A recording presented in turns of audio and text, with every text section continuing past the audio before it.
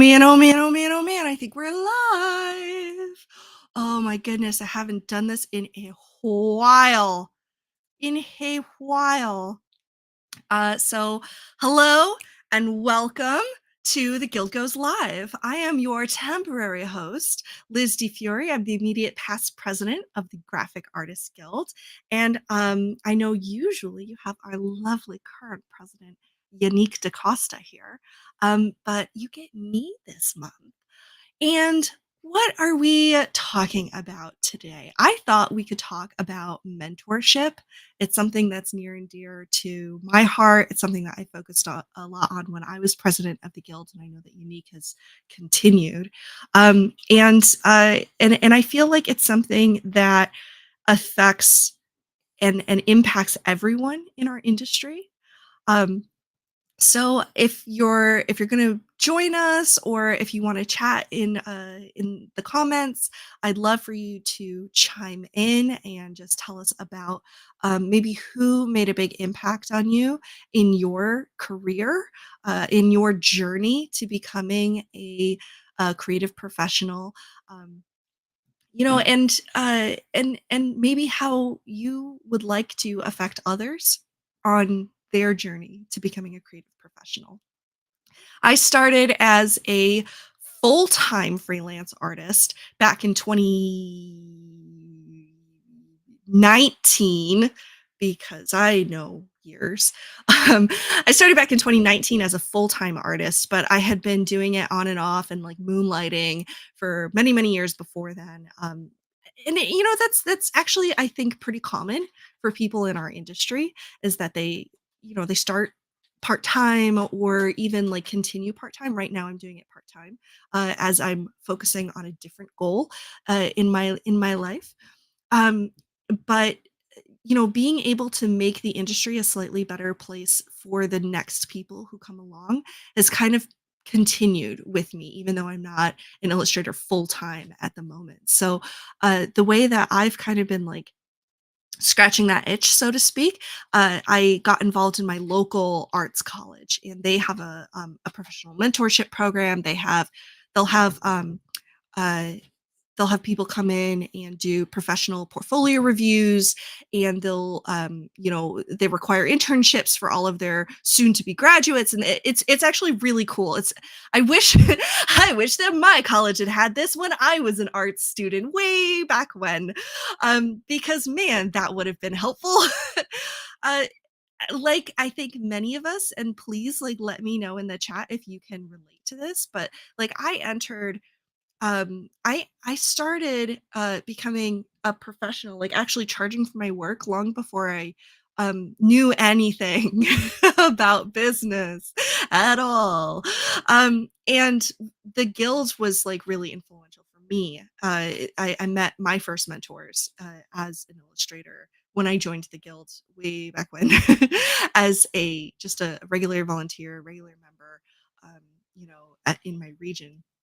And so I've kind of been trying to follow this along by participating in mentorship programs with my local college, and as well as continuing my position on the board.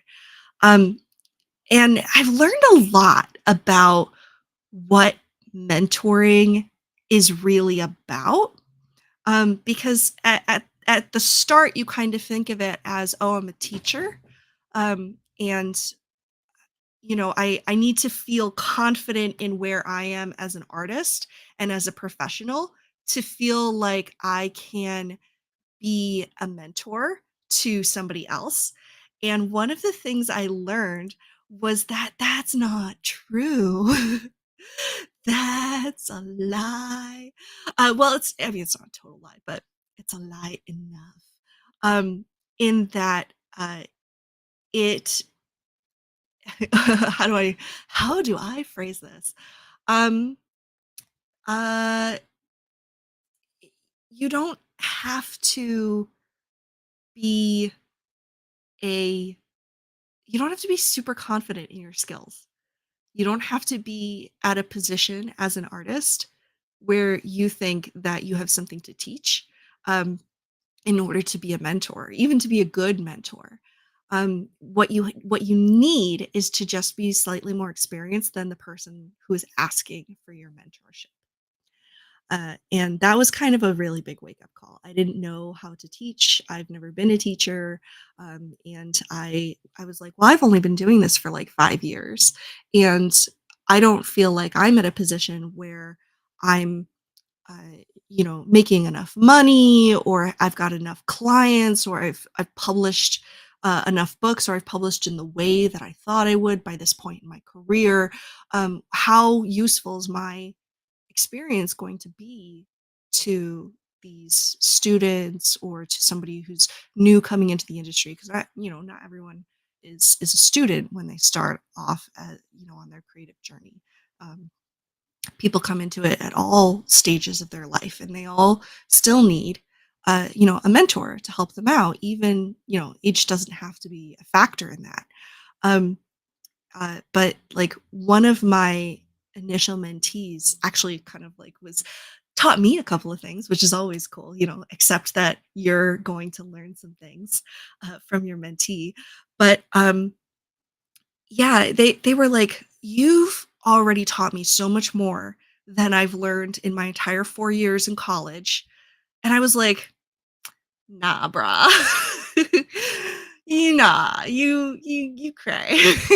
And she was like, "No, I didn't know any of the like we they are required to take a business course in their art school, which is crazy to me. That was we didn't even have to take a math class when went to art college."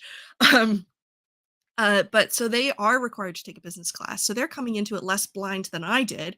And still, she was like, "Yeah, I didn't know how to talk to clients.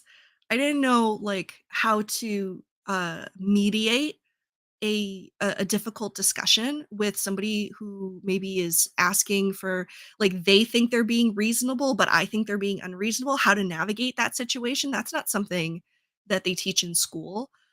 I was like, "Oh man, you right." Hi, Leanne. I see you in the chat. Never been a teacher or a mentor. Helped interns while in my in-house design roles, but that's about it. Right. And like you don't realize how much that gives you experience as a mentor. Even just like, when I first started volunteering for the guild, even somebody just being like, oh yeah, I've tried out this social media tool and that worked out really well for me. So you said that you were having trouble with it. Maybe you should try this. Like that's mentoring in the loosest sense of the word. Um, Being able to share your experience in a useful way for somebody who desires that advice and that experience. Obviously, they obviously don't want to be going off sharing advice to people who don't want it. But uh, it it's uh, it's something that I feel like our industry as a whole can't get better unless everyone strives to make it a better place for the people who are coming after us. How do we get, and this ties into all the other things that the guild does, right? It's like, okay, how do we get higher rate wages? How do we get like better legislative representation for creative professionals? How do we keep ethics within the industry, especially with new technologies coming onto things that haven't been regulated yet? Um, how do we do all of this stuff while still surviving as professionals? Um, and all of that will be affected, majorly impacted by the people who come into the industry later than us, the people who are coming after us.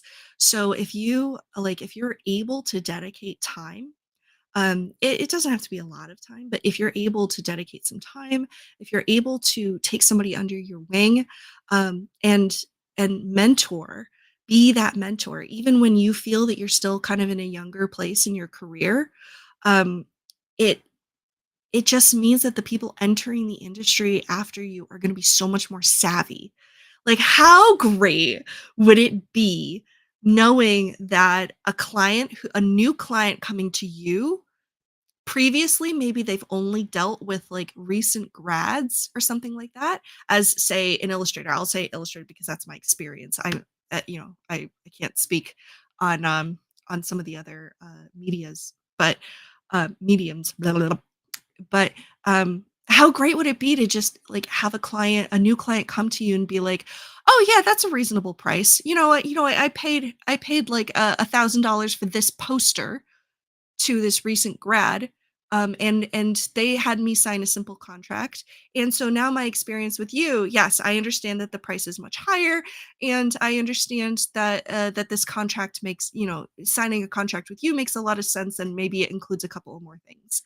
Um, because now the client is educated, because all the initial people that they came in contact with is, a lot of people start out thinking like, "Oh, a high schooler can do this," or whatever. I'll ask somebody who's going to charge less. um the the more that we can just normalize that experience of having, people feeling confident that they can charge worth their time and their experience. Obviously, people younger in their career, not necessarily in age, younger in their career will be charging less than somebody who's got 10, 20 years of experience under their belt. That's always going to be the case. But that doesn't mean that they have to charge peanuts, right? And how do you at how do you know that coming into your first year ever actually charging for your work? How do you know that you shouldn't charge peanuts or just give it away, or um it just all of those pitfalls that we fall into. Um some lessons don't have to be learned the hard way. You know, I'm just a believer as much as I think a lot of other people that some lessons you kind of have to learn on your own. And it can be really helpful to learn how to detangle uh, i- problems, like when you're trying to figure it out yourself, as opposed to somebody spelling it out for you or solving the problem for you. But in that same breath, there are a lot of things that you don't need to stumble on in order to learn from. You don't have to have your rights stolen from you by a first or second client in order to learn that your copyrights are valuable and that you need to know how to protect them. If you could be taught that early enough that that doesn't happen to you, then you're still, able to have a healthy relationship with clients, learn some things along the way, while also not being devastated early in your career. I see a lot of people are just joining us. Hello and welcome. We're talking about mentorship today. And I'm Liz DiFiore, your immediate past president of the Graphic Artists Guild.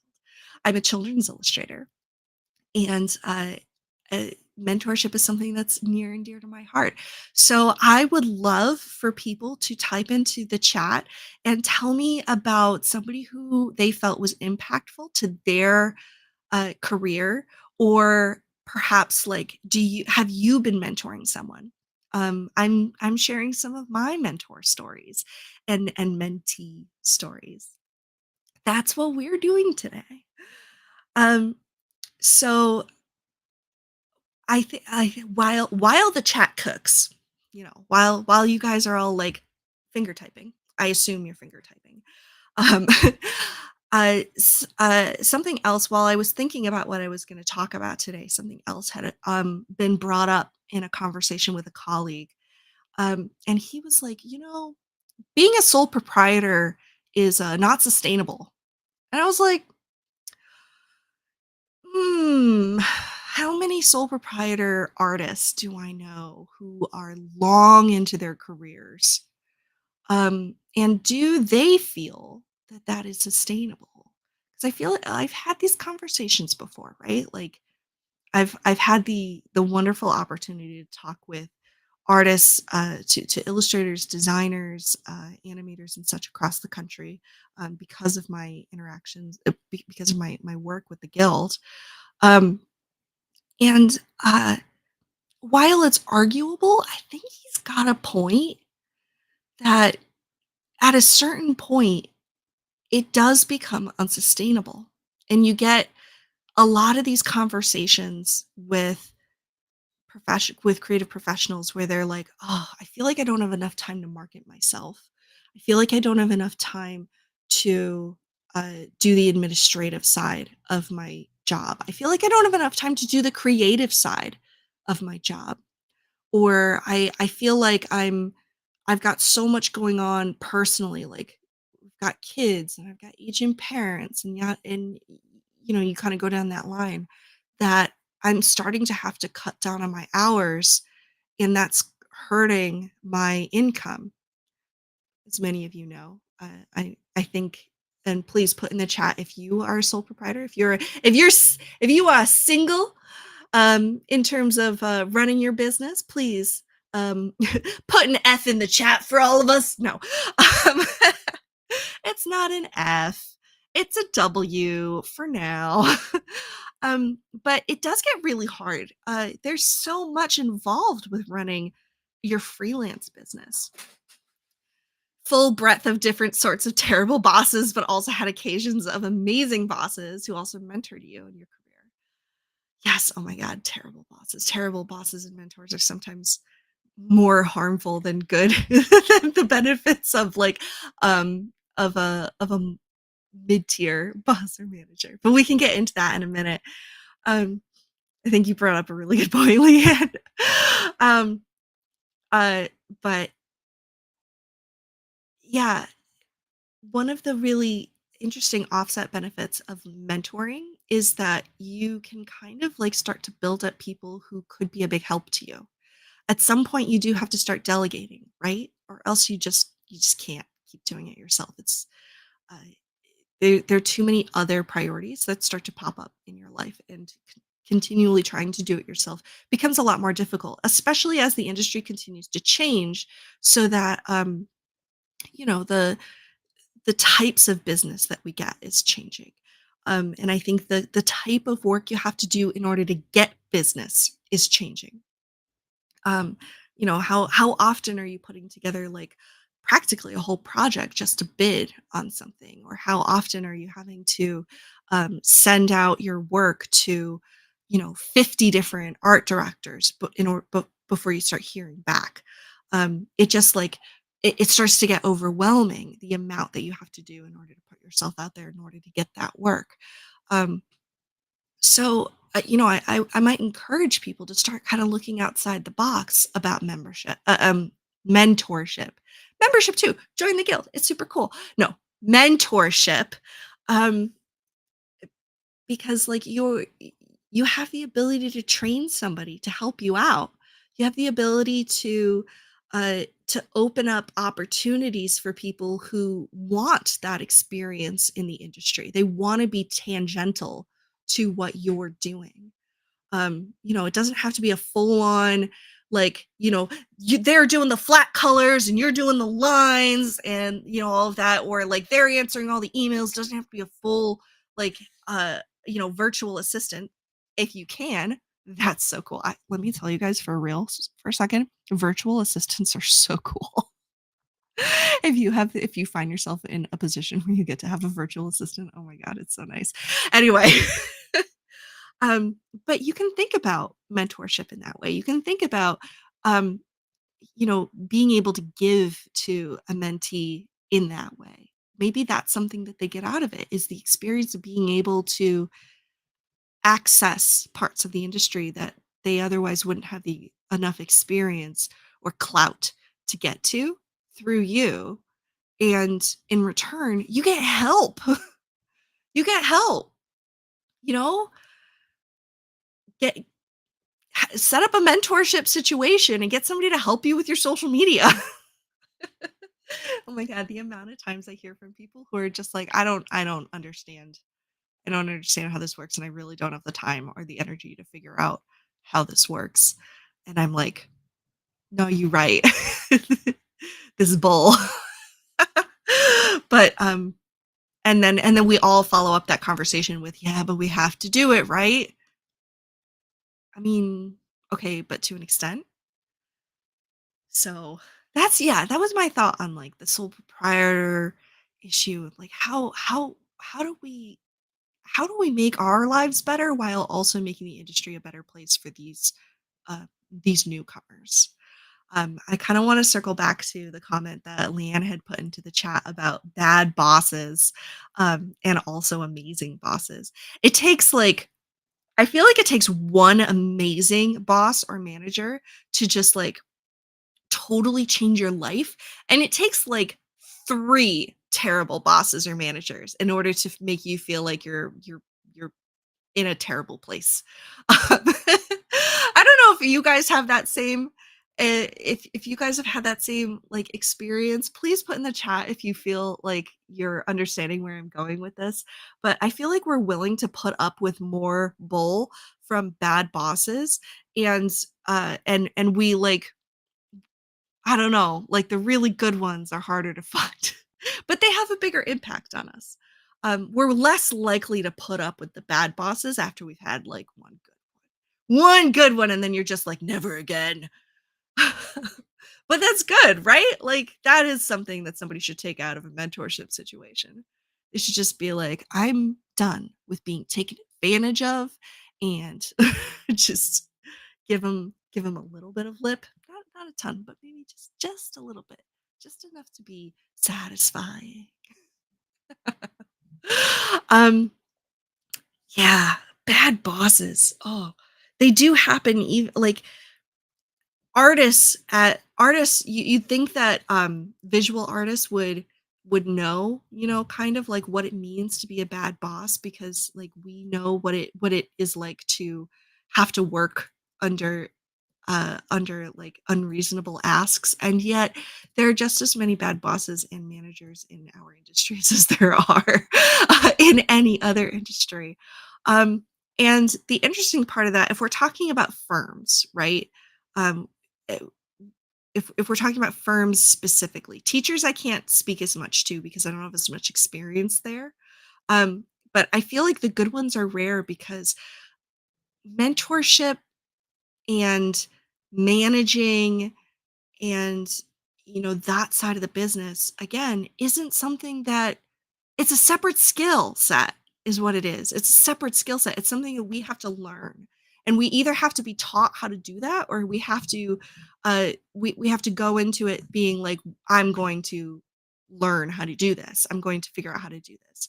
um in a more casual mentorship situation where maybe it's through school or um you're just you're getting like an intern and like you're sole proprietor and you're just like, okay, I am gonna mentor this person. You go into it being like, I'm gonna mentor this person. It's a little bit different because you can kind of be upfront with yourself, like, I'm learning as much as you're learning, this is my first time mentoring someone too. But when it's in a more corporate environment, um a lot of companies tend to hire from within when it comes to managers. And so you get like these people who originally started to be a graphic designer or the marketing like copywriter or whatever. And they have like that skill. And then the only place to go is up into management in order to make more money. So if you want to be promoted, if you want to make more money, have a better title, the only place to go is management, regardless of whether or not you are a good manager or whether or not you want to be a manager. And most companies don't train their managers to manage. They don't provide enough training to actually have their managers have that skill set. So you just get people who don't know how to manage. They only know how to do the thing that they know how to do, and they know that now they're supposed to manage people. But like that's how you get micromanagers. That's how you get people who like don't know how to stick up for their staff. That's how you get people who don't know they don't know how to negotiate with the higher ups. And you get people under them who suffer and they're just like, this person is terrible. They're constantly putting me under pressure. They're constantly like giving me terrible feedback. They're not giving me correct feedback. And whenever we're like, okay, we really need this from the higher ups, they don't fight for us. Um, Let me know if I'm hitting any nails on the head here. If you guys feel that like maybe some of you have been in those situations or if I'm off, tell me if I'm off. But that's been my observation with bad managers. They were not taught how to manage. Um and yeah, it's like I feel like teaching people how to manage has been definitely a new thing with companies, and it sort of started with the tech industry, as with a lot of things, and it just hasn't trickled down yet to, say, like, design firms or architecture firms or wherever it is that you find yourself doing design, or illustration, and, that's been my experience with it. Um, but I feel like I've had a good experience with, like, so the Montserrat College of Art is my local art college, and that's who I've been, doing professional mentorships through. So I like the way that they've structured things. They do they do a couple of webinars ahead of your mentorship starting, where not only do they talk about, what some of the best practices are for structuring the time with your mentee. They talk about how to set goals, how to have conversations with your mentee so that you can kind of coax out what it is that they want out of it. Since this is a college program, you get a lot of kids, right? It's mostly people who are in their late teens who are about to graduate college, and they still kind of don't know what they want. So, you ask them, okay, what do you want out of this mentorship? And they're like, I want to work for Disney, maybe. And you're like, okay, do you really want to work for Disney? And they're like, I don't know. That's just the only company I know. And you're like, okay, all right, let's figure out what you actually want. um, that's always like a conversation to uh navigate. And I like that they prep us for those conversations. And then the other webinar that they did that I really found not only helpful, but also something I hadn't thought about was, they had us sit in on a seminar all about how to mentor people who are neurodiverse. That was really cool. That was like, turns out I knew a lot more about it than I thought I did, which, was a pleasant thing to find out, but it was also validating. But, uh, you know, not everyone learns the same. Not everyone teaches the same. And so to kind of be able to recognize where you're at, being able to, like, be introspective in that way, and then be able to understand where your mentee is at, um, that was super valuable to me. And that had, like, an immediate payoff. Um, I don't know if you guys, realize this or not. I bet you do. Please put a W in the chat if you, like, feel like this is totally relatable. A lot of us artists are neurodiverse. We Our industry is very saturated with neurodiverse individuals. I'm one of them.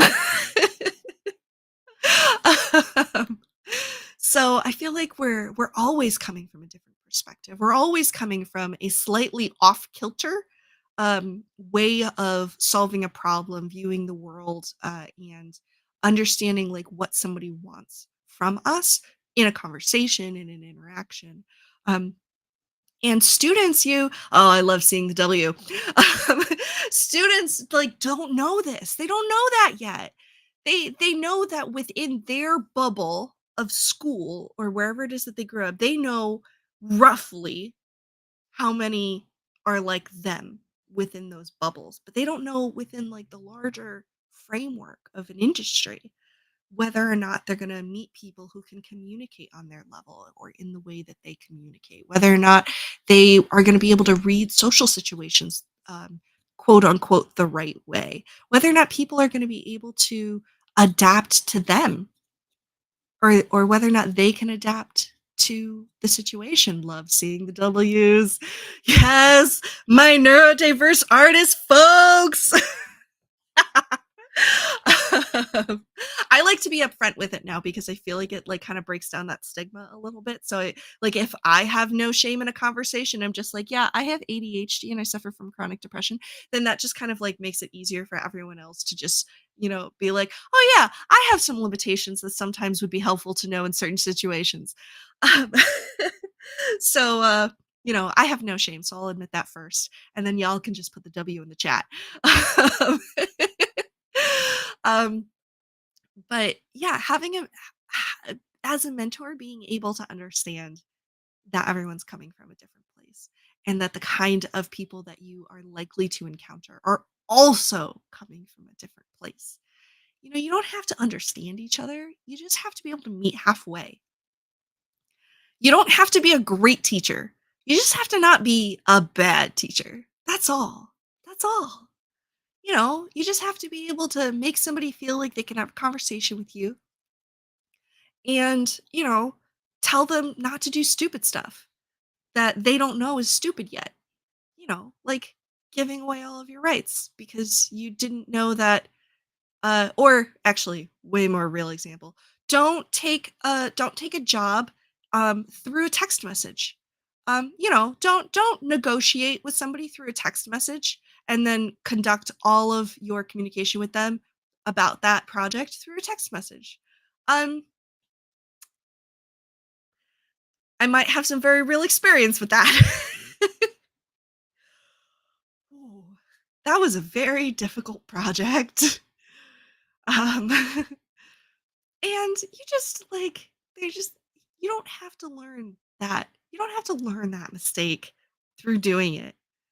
I can be there to tell you not to do that and why you shouldn't do it. And then maybe we have fewer people entering the industry thinking that it's totally fine to accept some client's vague idea through a text message. You know, Maybe you didn't quite agree on the price or when you were gonna get paid, whose rights it belonged to for how long, if at all. Um, and yeah, yeah, don't do that. Don't do that. um, but those are some of the simple things that we don't realize is really valuable experience to somebody new. Um, I'd love to hear from some people. What do you think is like something you feel is kind of simple to you now that you really struggled with early in your career? It can be something simple, like super duper simple. It could just be like, oh yeah, I took a commission for $5 when I realized I could have gotten at least 50. Like, okay, so maybe even 50 is too low, but start somewhere, right? Start somewhere. I took a, you know, I did a project for my mom when I realized maybe I shouldn't work for family. uh, oh, I love I love it when I just see, like, a whole bunch of stuff coming into chat all of a sudden. You don't need to be treated anything like an employee if you are a 1099. You are not an employee. That's a big one. That's a really, really big one. You are not a you're not an employee if you're a contractor, and therefore you cannot be treated like an employee. Um, and that's a really good early career mistake that a lot of us, I bet, have made. I certainly did. Yeah, I was a 1099 for a little while, totally treated like an employee at one of my jobs. And it's like, you had to clock in at a specific time, you had to be available for a specific number of hours, and you had to do this, and this in a very specific way. Um, and Oh, and all of my work belonged to the company. Yep, that was the other thing is that I did not retain any of my rights there. Um, and oftentimes it's a benign mistake, right? Like, did that affect my career? Not really, not really. It was like, I wasn't going to use any of that work for my portfolio anyway. Or rather, I was allowed to use it for my portfolio, but like I wasn't going to be using it for like I wasn't gonna continue using it for any reason, right? And I you don't have to have like a ton of benefit out of it, but for it to not be a major mistake, it's okay. It's okay. But I learned that down the line, um, that I had more negotiation power in those situations than I thought I did. I also learned that I had to pay a certain percentage of taxes off of what I was getting from my 1099. That was another thing I didn't know. or that I needed to, pay quarterly for my taxes. That I also didn't know. Fiverr, when it was promoting $5, did a lot of those, hoping to turn it into something, and this one client got a logo design, but she basically hired me 10 times to get her logo done, but she was a small blogger. Yeah, and sometimes it's okay to get your toes wet, or no, what is that saying? Wet behind the ears? To get wet behind the ears. The taxes. The taxes are so real, though. Oh my god. My 2nd year in business, I hired a CPA. I was really nervous about it too, because it was gonna be a lot of money off of what I was gonna get back from my taxes. Um, but that was when I figured out I had paid $800 to the wrong state. Talk about early career mistakes. I paid $800 to the wrong state and didn't know until the next year. And I met this guy and he's like, "Yeah, no, we can get that back for you." I was like, "You can get it back?" And he's like, "Yeah, if you misfiled, we can get whatever it was back up to like 10 years after the fact." I was like, "Really? Can, can you take a look at some of my other years?" And he was like, "Yeah. Yeah." And then just this year we got like surprise money from our 2018 taxes because I'd misfiled those too. My point is, you can hit really cool milestones in your career. You can be president of a national association. You can be a part of a cause that helps pass a federal bill into law. You can sit on a board of an international association. You can win some really cool awards. Some of these things are from my life, right? And you can still misfile your taxes. And that's okay sometimes. That doesn't make you any less of those achievements. It just means that, like, everyone is always learning. You don't have to be a super incredibly talented and had tons of achievements in your career so far to be a good mentor, is my point. People need your experience, they need your story to help them through some things that you've already gone through. You don't have to be perfect. You definitely, definitely don't have to be perfect to be an influential mentor in someone's life. Your husband and you kind of did the wrong state thing. They do have to give it back to you if they catch it, if somebody catches it. To our new state for 2 years. Yeah, it's way easier to do than you think. Way easier to do than you think, especially if you're working for a company that's located in a different state and you are in one state and then you move states and then you're also doing freelancing and some of your freelance clients are from different states. It just My point is get a CPA. If you're in that stage where that makes sense for you. But it's like, um, you're always gonna be learning things. I've met people who are at the absolute height of their career. They're some of the best illustrators known to the industry, and they still get the imposter syndrome, feel like they don't know enough, that they're not qualified to be teaching a class on something. Um, it's something that all of us go through, no matter where you are in your career. And the only difference between, maybe where you are right now and where somebody else is might just be your confidence levels. Like, are you confident enough to take on a mentee? No? Well, maybe try it anyway. Courage comes before confidence anyway. No one starts out confident. Just, like, be brave, do it. Jump in the pool, do the polar plunge. Courage comes before confidence. If you take away nothing else from this Guild Goes Live, Liz said, courage before confidence. And that's how all of you ended up in a polar plunge this year. Send us the clips.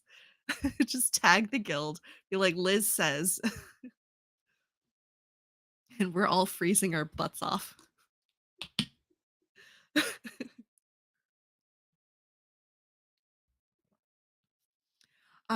So what kind of person do you wanna mentor? What kind of person do you wanna change the life of? It's a lot of power to say it like that. "I'm going to change your life." Bring it on, not cheerleading. That's gotta be the other hashtag is hashtag not cheerleading. Um, I really enjoy mentoring students. I feel like it's because, uh, coming out of art school and not knowing whether or not I had the chops to pursue art right away, I didn't, was something that really weighed on me when I was in art college. Not everyone has to go to art college in order to be an artist. I very firmly believe that. So please, like, if you didn't get a degree in art, please, like, don't think that you are any less of a accomplished artist than somebody who has a degree. Um, but the fact that they didn't require business classes, I was one of the only people in my graduating class who took business classes, and that's because I was in a marketing minor. Um, and I don't know what I would have done without some of that the most basic knowledge from, like, that Stats 101 class, or that, um, gosh, I think it was macroeconomics, where I was just like, "Oh, this is how you convince people to do certain things." Um, yeah, weird.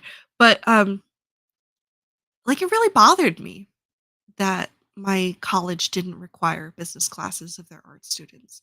I mean, I think they only had, like, one class that was on grant writing even, and I don't even remember how to do grant writing. It was very fine arts focused, which is fine, except that, like, I didn't know what to do with myself afterwards. Um, so I I like to focus on mentoring students. That's where my passion is. Um, but I've been hearing, like, people within the guild talking about how, "Oh, I'm at this stage of my career and I would really like a mentor who's like a veteran of the industry." Um, or, who has like 40 years experience who can help me while I'm in my 20 years of experience. There's never a point where you don't uh, where like, maybe you don't need a mentor, or whether or not you couldn't mentor someone, right? You're If you are a creative professional, then it doesn't matter how long you've been doing it, you can mentor somebody who's never been a creative professional. Do you have 40 plus years of experience, or 20 plus years of experience? There's always going to be somebody who's either had a different 20 years of experience, who has the ability to mentor you if that's what you're looking for. Um, People who are always, like, looking to change industries, like, they were a graphic designer, now they're looking into doing surface design. Totally different. Like, crossover, sure, but different. You know, they're gonna look for somebody who's been doing surface design a lot longer. So yeah, I think my homework to you guys. Oh, you didn't know there was gonna be homework, did you? Does Unique ever give you guys homework? I'm gonna have a talk with her. Um, my homework for you guys is to figure out, um, what sort of person you think you would enjoy mentoring, and what sort of person you think you would enjoy having as a mentor, just within what you're doing right now. And you don't have to follow through on it. Maybe you're not in the right part of your life or career where you can take on a mentee or become a mentor. But give it some thought. Give it some serious thought. Just take a little moment. Be introspective.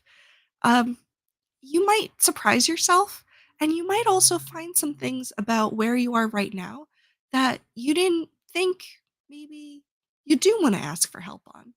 And maybe there is somebody out there who is not only willing, but can help you. And wouldn't that be cool? I think that's cool. And kind of to end, let's see, Leanne is saying, if I can, I like to mentor younger designers working in in-house design. So often they end up by themselves and just surviving on their own. Yeah, oh, that's a really cool niche. Yeah, that's a really cool niche. Where I want to be is not just students. I should say specifically students who want to freelance is where my mentor niche kind of comes in because that's where my experience lies. And for somebody who's been working doing a lot of in-house design and has made the switch into freelance, you're in a perfect position to be able to mentor somebody who's maybe considering doing that or who doesn't even know that that might be something potentially coming up in their life. Um, yeah, I'm excited. Come back to this video later, guys. I know none of you will, but like let's pretend. Come back to this video later and comment on like what kind of person you might enjoy mentoring or what kind of person you might enjoy having as a mentor.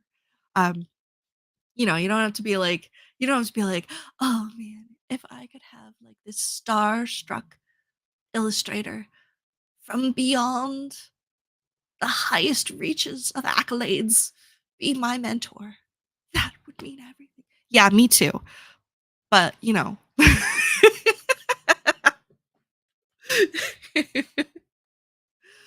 be specific, but also reasonable. or, or, hear me out. If you do want that exact kind of illustrator to be your mentor, um, stalk them.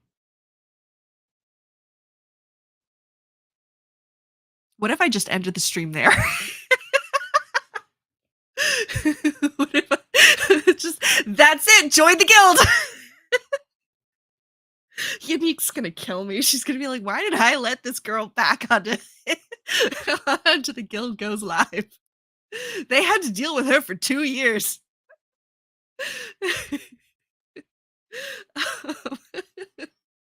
Um, yes, within the law. Stalk them within the law.